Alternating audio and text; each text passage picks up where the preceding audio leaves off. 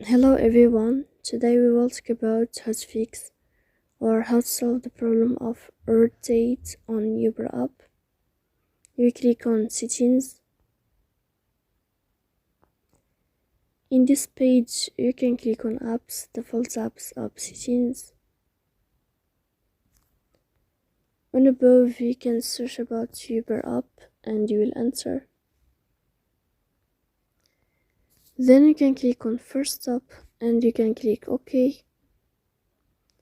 After that you will enter to the window of storage. Here you can click clear cache.